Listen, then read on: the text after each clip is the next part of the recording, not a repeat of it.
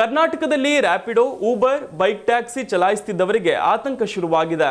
ರಾಜ್ಯದಲ್ಲಿ Rapido, Uber, bike taxi ಸೇವೆಯನ್ನ ಸ್ಥಗಿತಗೊಳಿಸುವಂತೆ ಸಾರಿಗೆ ಸಚಿವ ರಾಮಲಿಂಗಾರೆಡ್ಡಿ ಆದೇಶ ಹೊರಡಿಸಿದ್ದಾರೆ. ಈ ಬಗ್ಗೆ ಸಾರಿಗೆ ಇಲಾಖೆಯ ಕಾರ್ಯದರ್ಶಿ ಮತ್ತು ಸಾರಿಗೆ ಇಲಾಖೆಯ ಆಯುಕ್ತರಿಗೆ ಪತ್ರ ಬರೆಯಲಾಗಿದ್ದು, ಹೈಕೋರ್ಟ್ ಆದೇಶ ಪಾಲಿಸುವಂತೆ ಸೂಚನೆ ನೀಡಲಾಗಿದೆ. ಆ ಮೂಲಕ ರಾಜ್ಯದ ಆಟೋ ಮತ್ತು ಕ್ಯಾಬ್ ಚಾಲಕರ ಹಲವಾರು ವರ್ಷಗಳ ಹೋರಾಟಕ್ಕೆ ಜಯ ಸಿಕ್ಕಿದೆ.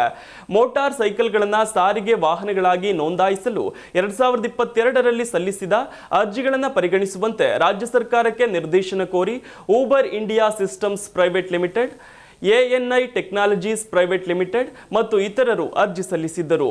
ವಿಚಾರಣೆ ಕೈಗೆತ್ತಿಕೊಂಡಿದ್ದ ಹೈಕೋರ್ಟ್ ಏಪ್ರಿಲ್ 2ರಂದು 6 ವಾರದೊಳಗೆ ಬೈಕ್ ಟ್ಯಾಕ್ಸಿ ನಿಲ್ಲಿಸುವಂತೆ ಆದೇಶ ನೀಡಿತ್ತು. 1988ರ ಮೋಟಾರು ವಾಹನ ಕಾಯ್ದೆಯ ಸೆಕ್ಷನ್ 93ರ ಅಡಿಯಲ್ಲಿ ಅಗತ್ಯ ನಿಯಮಗಳೊಂದಿಗೆ ಸಂಬಂಧಿತ ಮಾರ್ಗಸೂಚಿಗಳನ್ನು ತಿಳಿಸದ ಹೊರತು ರಾಜ್ಯದಲ್ಲಿ ಬೈಕ್ ಟ್ಯಾಕ್ಸಿ ಕಾರ್ಯನಿರ್ವಹಿಸಲು ಸಾಧ್ಯವಿಲ್ಲ. 6 ವಾರಗಳ ಒಳಗೆ ಎಲ್ಲ ಬೈಕ್ ಟ್ಯಾಕ್ಸಿ ಕಾರ್ಯಾಚರಣೆಗಳು ಸ್ಥಗಿತಗೊಳ್ಳುವಂತೆ ನೋಡಿಕೊಳ್ಳಲು ಕೋರ್ಟ್ ರಾಜ್ಯ ಸರ್ಕಾರ ಮತ್ತು ಸಾರಿಗೆ ಇಲಾಖೆಗೆ ನಿರ್ದೇಶನ ನೀಡಿತ್ತು. ಅಗತ್ಯ ನಿಯಮಗಳನ್ನು ರೂಪಿಸಲು ಸರ್ಕಾರಕ್ಕೆ 3 ತಿಂಗಳ ಕಾಲಾವಕಾಶ ನೀಡಲಾಗಿದೆ. ಅಪ್ಲಿಕೇಶನ್ ಆಧಾರಿತ ಪ್ಲಾಟ್ಫಾರ್ಮ್ಗಳಿಗೆ ನಿಯಮಗಳ ಕೊರತೆಯು ಬಳಕೆದಾರರಲ್ಲಿ ಅಸುರಕ್ಷತೆ ಹೆಚ್ಚಿಸಿದೆ ಅಂತ ಹೇಳಲಾಗಿತ್ತು.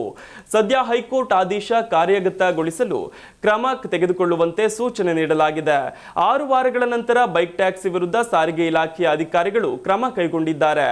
ನಿನ್ನೆ ಕರ್ನಾಟಕ ರಾಜ್ಯ ಖಾಸಗಿ ಸಾರಿಗೆ ಸಂಘಟನೆಗಳ ಒಕ್ಕೂಟವು ಬೈಕ್ ಟ್ಯಾಕ್ಸಿಗಳನ್ನು ನಿಲ್ಲಿಸುವಂತೆ ಆದೇಶ ಮಾಡಲು ಸಚಿವ ರಾಮಲಿಂಗಾರೆಡ್ಡಿಗೆ ಮನವಿ ಸಲ್ಲಿಸಿತ್ತು.